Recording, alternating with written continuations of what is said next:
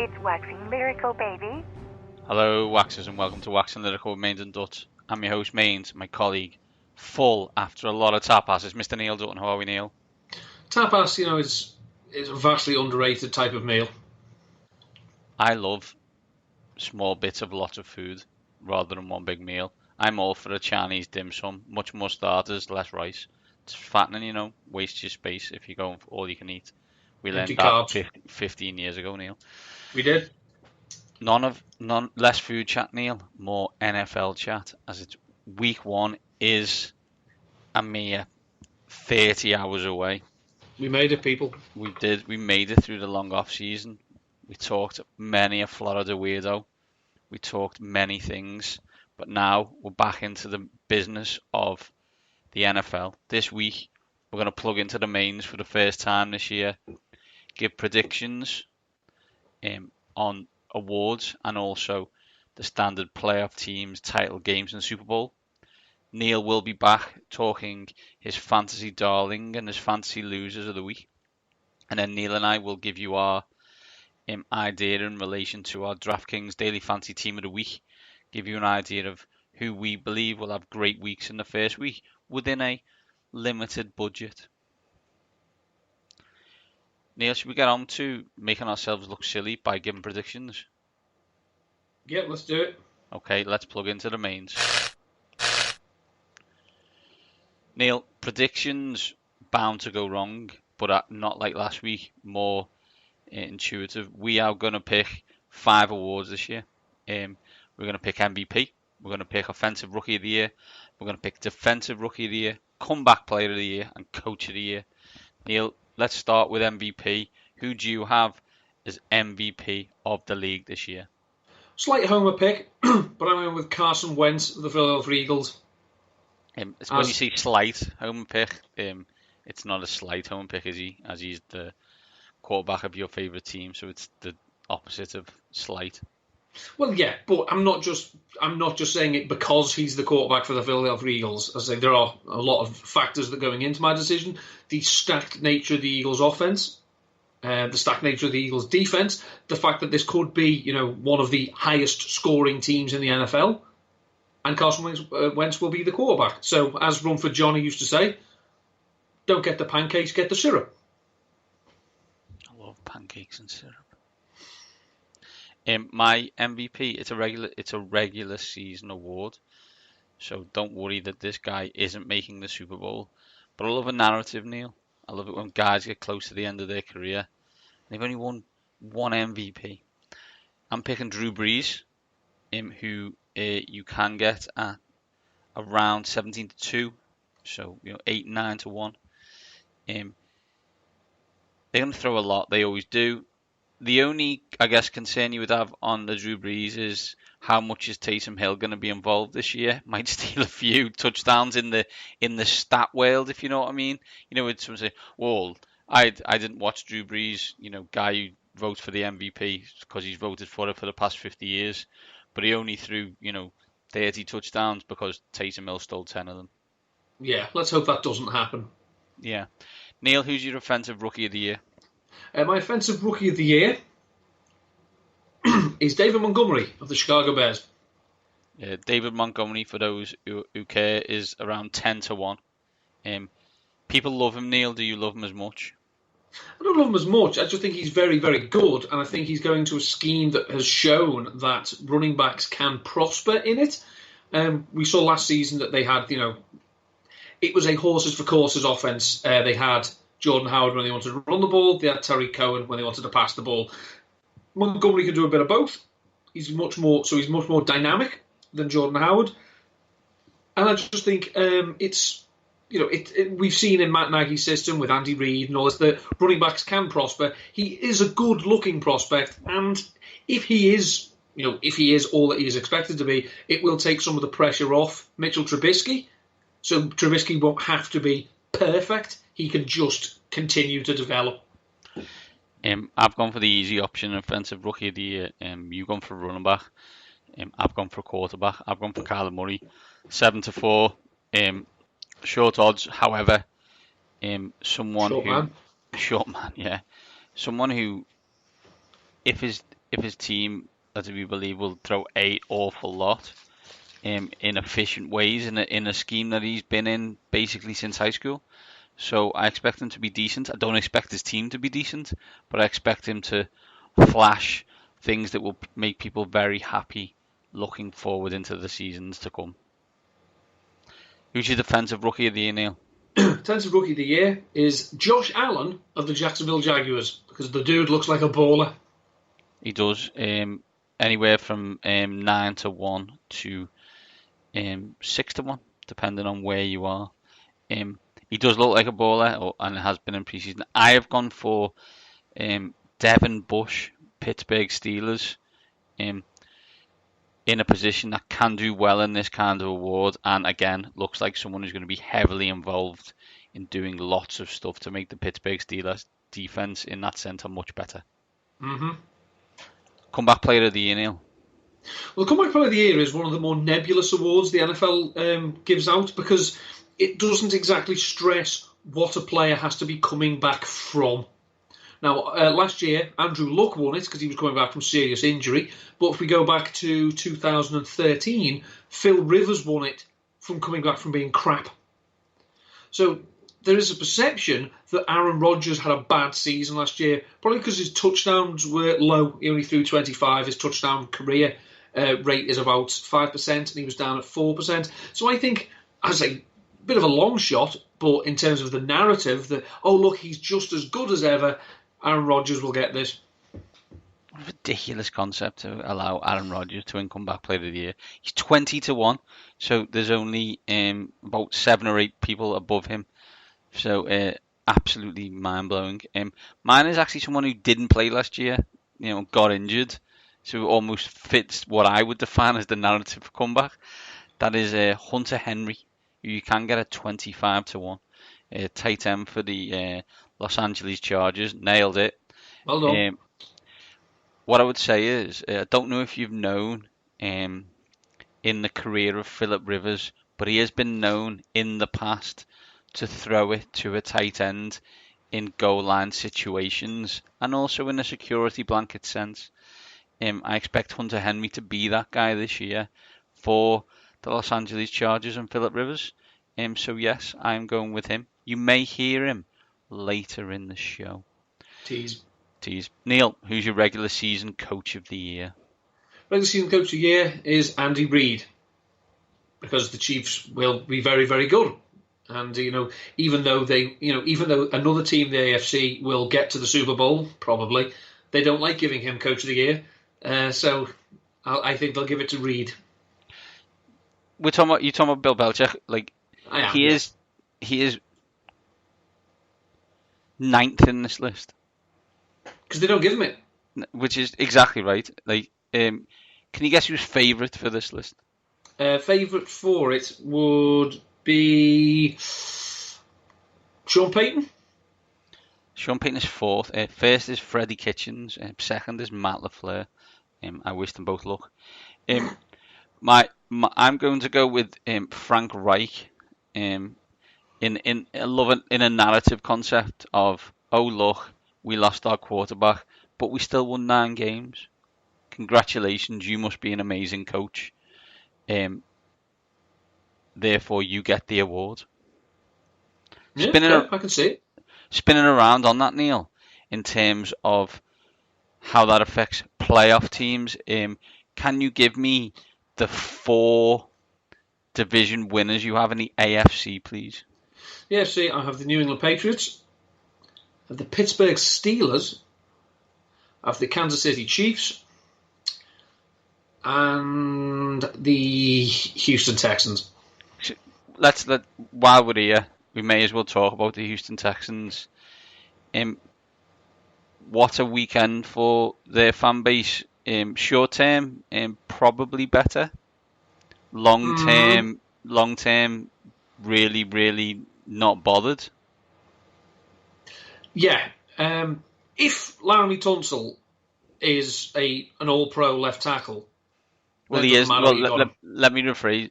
Laramie Tunsil will be paid as an all-pro left tackle, he will. As he has probably the most leverage ever in the history of the NFL. But if he plays up to that, then that's fine. It's worth the cost. If he doesn't, then Bill O'Brien has shot himself in the foot and then reloaded. They've given 2 first-round picks for Laremy Tunsil, who isn't Walter Jones, and also gave the Seattle Seahawks $7 million so they will play Jadeveon Clowney. Do you know the Philadelphia Eagles gave up a 4th and a 6th round pick to jump in front of the Texans to take Andre Dillard? And you look at what the Texans have paid to get Laremy Tunsil. It's not good, is it? It's like look how much someone gave up for Frank Clark. You know, and that's anyway, cool.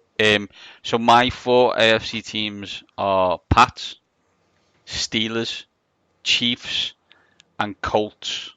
Following on from the Frank Reich narrative, I'm not convinced that the Texans are tremendously better. I do think the Colts are worse, but then I think we thought they were going to win 11 or 12 games. If they're 2 games worse, 9 and 7, I still think they could sort it out.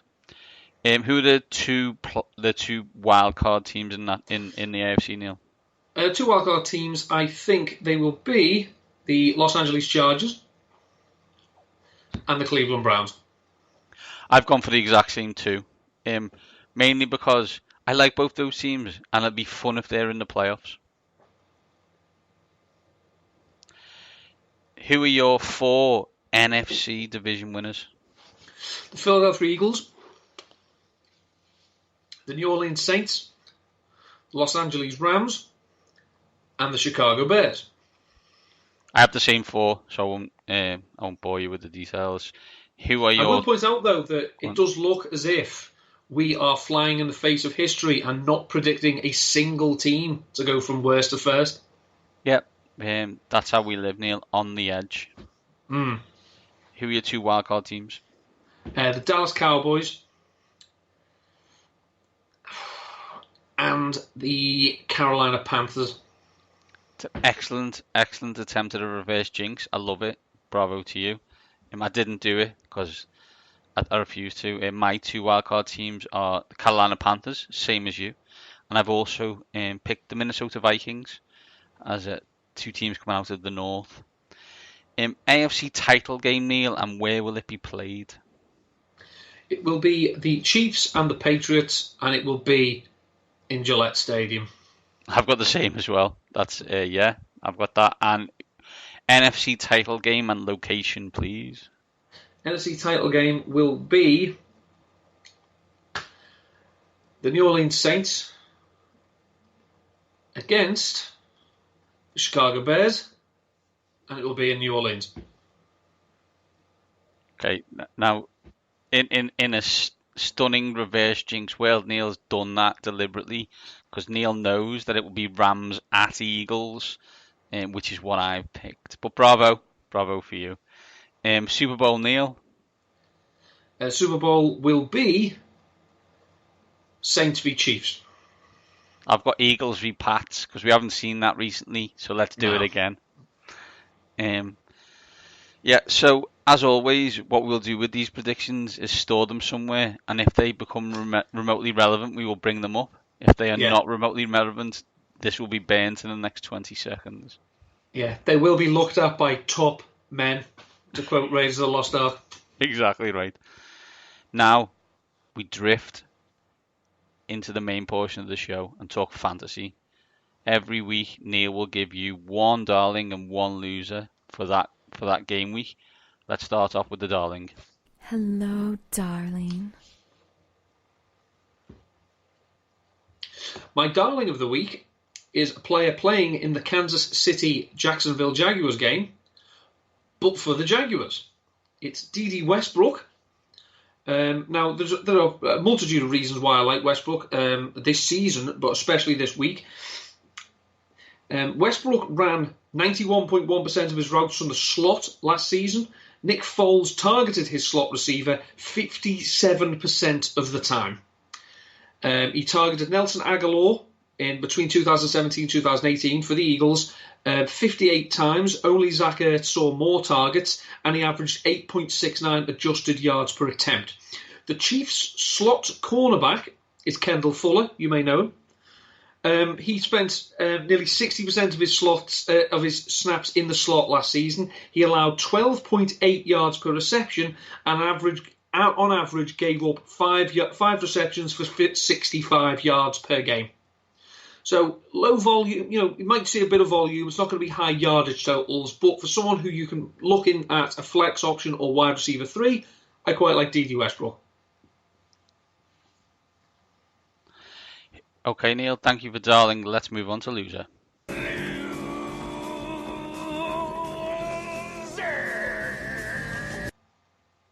The loser will be, I think, in a very, very general sense, anyone who wants to try and catch passes for the Baltimore Ravens this week, because you're not going to see much opportunity.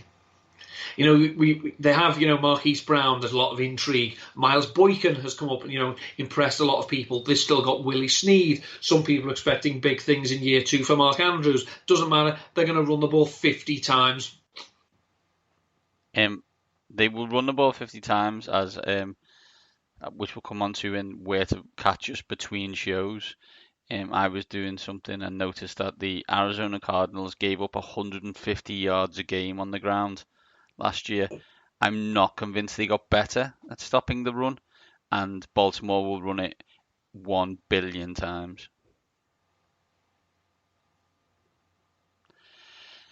Neil, fantasy darling, fantasy loser, sorted. Now let's get on to our teams of the week. Mainz and Dutz, daily fantasy team of the week.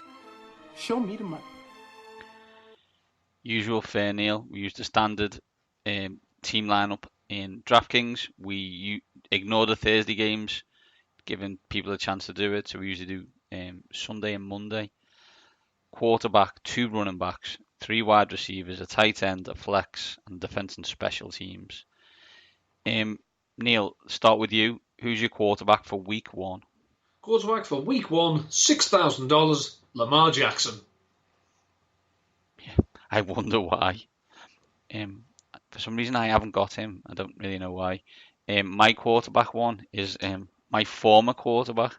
It's as you know him, as everyone knows him in the Washington area, Kurt Coupons. He is 5,500 playing Atlanta. He was bad last year, but his stats were great. If you read his stats, they're like unreal, but he was terrible. I expect him to be better this year, as I'm hoping he isn't running for his life on every single play. That'd be nice. Who's your running back 1, Neil? My running back 1, 5,100, Mark Ingram of the Baltimore Ravens. Yeah. I just realised when you were talking about the Baltimore Ravens, I meant the Miami Dolphins gave up 150 yards a game, and that was why you picked them in that bracket. We'll get to the Cardinals when they play them in a couple of weeks, so save that thought. Don't worry, I'm not saving that thought. Running back 1, running back for the Detroit Lions, Kerryon Johnson, 5,800. As I mentioned, Arizona allowed 150 yards per game last season, and Detroit have gone back to ground and pound. When you've got a defensive coach, but you've also got, you've got a defensive coach, you want to run the ball because you've got, Matt Stafford and Kenny Golladay. Benefit of this, Kerryon Johnson, who I expect to get a lot of touches and will move the ball. Hopefully. Running back 2, Neil. Running back 2, $6,000 is Dalvin Cook. Now, as you mentioned, the Minnesota Vikings are playing the Atlanta Falcons. Now, Cook got an awful lot of volume once Kevin Stefanski became the offensive coordinator. But if you actually look as well, not just in terms of running, in the last 4 years, the Atlanta Falcons have allowed, on average, 106 receptions to running backs. So, as we know, DraftKings is PPR. They have a very, very, very, very limited number of viable pass catchers. They have Adam Thielen, they have Stephon Diggs, Kyle Rudolph, and Irv Smith. They have picked up Josh Doxson. They got rid of one bust wide receiver and brought in another one.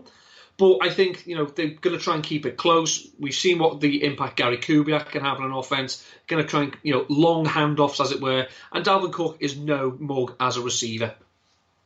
Imagine being Laquan Treadwell and someone thinking, "I'm going to cut you because Josh Doxson is better than you." Spider-Man pointing at Spider-Man. Griff. It's just like horrific. Just really terrible. Don't worry though. Washington are paying at least 90% of his salary this year. Well, someone put on Twitter that they just need Laquan Treadwell to sign for Washington, so that in a few weeks you've got Keenum and Treadwell going up against Cousins and Doxson. Shoot me. Honest to God, just shoot me. My running back 2 is Marlon Mack. He's 5,600. It's the Indianapolis Colts at the Los Angeles Chargers. It says that, but obviously most of the fans will be Colts fans. I know that Jacoby Brissett has been the quarterback throughout the preseason, got all the reps, but I do expect him to be heavily reliant on Mack because he won't want to throw as much with Brissett. I expect Mack to be the major beneficiary in the running game, so that's why I picked him 5,600. What might help Mack as well, we know that they do have Naheem Hines. They did try and work in Mack as a pass catcher as the season went on last season. Opposing teams against Los Angeles targeted their running backs at the 4th highest rate of any team in the NFL. Nice. Who's your wide receiver 1, Neil? Wide receiver 1 in the sneaky shootout of the week, 7,900, is Mike Evans of the Tampa Bay Buccaneers. He good. He's one of them. I think he's one of, when you always talk about like fantasy options, really, I guess in these kind of discussions, Micah Evans always seems to be almost forgotten a little bit. But they're going to throw it forever under Bruce Arians, and they've got no defense really. So expect, as you said, many a shootout with Tampa Bay involved. So Mike Evans makes perfect sense. I think it's because his catch rate hovers around 50% and he doesn't get an awful lot of yak. So it's like he catches, then falls down. He catches and falls, true. My wide receiver 1 is Michael Thomas for New Orleans Saints. I wrote here in my notes, it's PPR stupid. So I don't think there's really much more to say. Yeah, this is the 2019 equivalent of David Johnson, no matter what. I think it is. Like, talk me through a situation where he doesn't get 10 plus targets, and if he gets 10 plus targets, he's getting 9 plus receptions, right, based on the previous few years. So I don't really know why you wouldn't pick him, unless you can get Mike Evans, who only catches 50% of the time. Who's your wide receiver 2, Neil? Wide receiver 2 is the only person fit and healthy and able to catch passes for the Seattle Seahawks is Tyler Lockett, 6,000. They've shored up their defense, brought in Jadeveon Clowney, but they don't really have anyone else to catch the ball. They've talked about getting Chris Carson involved in the passing game. They have no real tight end of consequence. Jerron Brown is running as their second wide receiver. Lockett and Wilson had a great connection last season. And as I say, I just think there's no one else to catch the passes. They're going to run the ball an awful lot because the Bengals can't stop the run. But when they do want to pass, I think Wilson will look to Lockett early and often. My wide receiver 2 is Stephon Diggs in Minnesota, Atlanta. As we always do with this, I always try, and so do you, try and get a quarterback wide receiver mix up so you get almost double down. I like Diggs more than Thielen. I think this season, I think you do as well, Neil. Yes. 6,700 is decent value for someone who I think will get the majority of the passes thrown his way in week 1. I just think you can see last season, even when the Vikings went ridiculously run heavy under Stefanski, the biggest loser was Thielen, not Diggs. So I think for some reason they stopped playing Adam Thielen out in the slot. They moved him back outside, so he wasn't playing at such a high rate, so he lost the comfortable targets. And I just think that maybe if they have to pass the ball, they're going to look for Stephon Diggs first. Who's your wide receiver 3, Neil?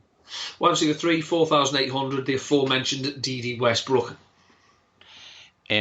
My wide receiver 3 is DJ Moore, Carolina Panthers, playing the Rams. I'll be honest, I think the Panthers win this game. And I expect Cam Newton to be excellent, and I expect Moore to be his number one target. Well, Yeah. when I say that, when he's not handing it off or passing it to Christian McCaffrey. Yeah. Who's your tight end, Neil? Tight end is, again, opportunity trumps everything in fantasy. It's Evan Ingram for the New York Giants. The Giants have no pass catchers of consequence fit. Golden Tate is suspended. Sterling Shepard is still nursing a thumb injury, I believe. So Saquon Barkley will get his targets, but Ingram and Eli Manning have a chemistry that has worked throughout the last 2 seasons. You can say what you like about Eli Manning starting or not. He's going to. Let's not discuss it now. And Ingram has scored a touchdown in each of his last 2 games against the Cowboys. So, my tight end is previously mentioned Hunter Henry. On the other side of the Indianapolis at the Chargers game, he's 3,900. I expect him to do good things. It may not be Phil Rivers to Antonio Gates, but a decent percentage of that would make many fantasy owners very happy. Teams targeted their tight end against the Colts 25.3% of the time last season, second highest in the NFL. Nice. Who's your flex option, Neil? Flex option is Austin Eckler in the same game. We know there's no Melvin Gordon. The Eagles apparently tried a cheeky Howard and pick swap to try and get Melvin Gordon. It was rebuffed. We've seen that in games where Melvin Gordon has not been available, Austin Eckler has seen an increased role, and for the most part he's been productive. I don't know how much rushing he'll do, but in terms of as a pass receiver, he'll get his share. So I think 5,500, a decent flex option. And my flex option is Dante Pettis, San Francisco 49ers, in that secret shootout that you were mentioning. All summer there's been lots of noise of Shanahan and Dante Pettis not seeing eye to eye, but then you look and Dante Pettis is still probably wide receiver 1 on the team. So I think they're going to throw it to him. I'm concerned for the 49ers. But, if you were going to play against one team where you were going to look good on offense, I think Tampa Bay will definitely be up there as one of the ones you'd choose. Yeah. Defense and special teams, Neil. Defense and special team is the Baltimore Ravens, 3,800. It's tough to argue with such a logic. I've gone for the Dallas Cowboys, mainly because Giants suck and so do Eli. Okay. I mean, they don't suck as much as the Miami Dolphins, obviously, but I expect the Cowboys, who are good on defense, to give Eli a torrid time in that game. Yeah. Let's recap, Neil. Who's your quarterback? Lamar Jackson. I have Kirk Cousins, running back 1. Mark Ingram. Kerryon Johnson. Who is your running back 2? Dalvin Cook. Mine is Marlon Mack, wide receiver 1. Mike Evans. Mine is Michael Thomas, wide receiver 2. Tyler Lockett. Mine is Stephon Diggs, wide receiver 3. D.D. Westbrook. Mine is DJ Moore. Who is your tight end, Neil? Double E, Evan Ingram. Mine is Hunter Henry. I love the way we've gone. You've gone double E and I've gone double H there. Who's your flex option? Austin Eckler. Mine is Dante Pettis. And Neil, finally, who are your defense and special teams? The Baltimore Ravens. That is some serious Baltimore love. Neil's been writing for Ravens Wire and is all in the Ravens nest. Neil, week 1 is upon us. Where can people catch you before the season starts?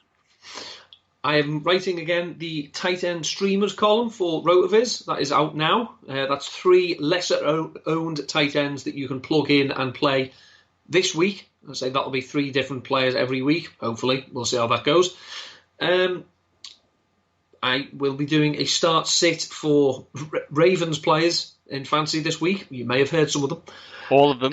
Start all of them, pretty much. Yeah, smoke them if you've got them. Still to be confirmed whether I'll be on the wireless on Sunday with Nat and Mike, but hopefully I will. And that'll be on TalkSport 2, and you can find me on Twitter at ndalton13. I am at Mainz7. I wrote an article on biggest concerns in the AFC East for the touchdown.co.uk, and also coming out in the next couple of days will be the Touchdown 3. 3 games where I believe are the best value for picks against the spread this week. Sneak preview, we've mentioned them, Ravens, Panthers, and also a nice game in Oakland that will also be reviewed. Together, we are at waxing_lyrical. We will post this show out. We will post our teams of the week on there too, so you can have a look and challenge us if you wish. Apart from that, let's get down to business. Dust off your Game Pass. Dust off your 40 minutes. Get your coffee in for tomorrow night as NFL season starts now, and these top guys are out.